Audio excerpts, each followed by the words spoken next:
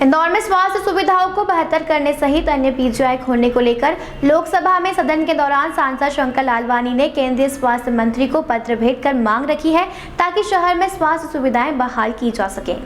इंदौर की रेसिडेंसी कोठी पर बैठक के दौरान सांसद शंकर लालवानी ने मीडिया से चर्चा कर लोकसभा सदन में सभा के बाद उनके द्वारा विभिन्न केंद्रीय मंत्रियों से शहर वासियों को सुविधा उपलब्ध कराने को लेकर दिए गए पत्रों के विषय में चर्चा की गई। इसी कड़ी में केंद्रीय स्वास्थ्य मंत्री मनसुख मांडविया को स्वास्थ्य सुविधाएं बहाल कराने को लेकर एक पत्र सौंपा गया है, जिसमें पीजीआई खोलने सहित अन्य स्वास्थ्य सुविधाएं बेहतर करने की मांग की गई है। सांसद शंकर लालवानी ने बताया कि कोरोना महामारी को लेकर भी चर्चा की गई है। संभावित तीसरी लहर में बच्चों के लिए वैक्सीन की तैयारियां की जा रही हैं, जिसके लिए बच्चों पर केंद्रीय स्वास्थ्य विभाग ट्रायल कर रहा है और बच्चों के लिए सितंबर तक वैक्सीन आने की संभावना है। इसी के साथ वैक्सीन के उत्पादन को बढ़ाने के लिए अन्य कई निजी कंपनियां देश में खोली जा रही हैं, जो वैक्सीन के उत्पादन में बढ़ोतरी के साथ ही अन्य सुविधाएं भी बढ़ाएंगे, ताकि संभावित महामारी में किसी भी तरह की आवश्यक दवाइयों की कमी न महसूस की जा सके और सभी दवाइयों और मेडिकल उपकरणों की पूर्ति की जा सके।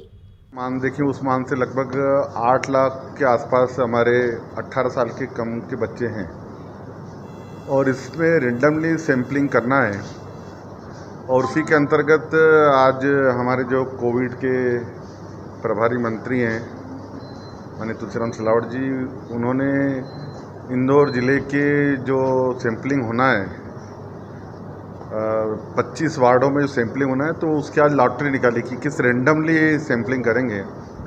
और 25 वार्ड में लगभग 2000 के आसपास सैम्पलिंग होगी बच्चों की।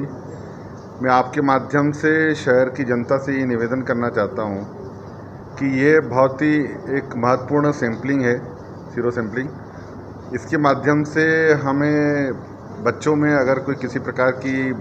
बात आती है तो जानकारी आएगी। तो इसमें प्रशासन का, शासन का सहयोग करें और सैम्पलिंग करने में हमारी मदद करें, क्योंकि सामान्य तौर पर बच्चों के सैम्पलिंग में माताएं हिचकती हैं, पर मुझे लगता है हमारी माता बहनों को आगे आकर इसको करना चाहिए। वैसे जो सैम्पलिंग हम जो करने वाले हैं, जो गाइडलाइन आई है केंद्र सरकार के माध्यम से, प्रदेश सरकार से, 1 से 6 साल के बच्चों की 10% करना है, लगभग 200 सैम्पलिंग करेंगे। 6 साल से 9 साल के बच्चों की 400 सैम्पलिंग करेंगे और 10 साल से लेकर 17 साल के बच्चों की 1400 सैम्पलिंग करेंगे। इस प्रकार 2000 सैम्पलिंग का टारगेट रखा है और मुझे अपेक्षा है कि जिस प्रकार माननीय मंत्री जी के नेतृत्व में कोरोना को हमने बहुत नियंत्रण करा है, पर अभी ये मान के चलना चाहिए कि कोरोना गया नहीं है। हमें उन सभी सावधानियों को ध्यान में रखना चाहिए जो इसके लिए आवश्यक हो। अभी हाल ही में लोकसभा में माननीय हमारे केंद्रीय स्वास्थ्य मंत्री जी ने ये कहा था कि हम बच्चों पे भी ट्रायल कर रहे हैं और उस पर बहुत तेज़ी से काम चल रहा है। संभावना है कि आने वाले सितंबर में बच्चों के लिए भी वैक्सीन आने की संभावना है और इसके साथ साथ जो वैक्सीन का उत्पादन जो हमें बढ़ाना है, क्योंकि अभी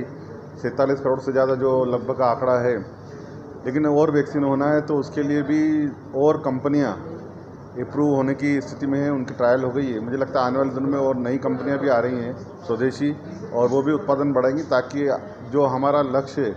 कि इस साल के अंत तक पूरे देश में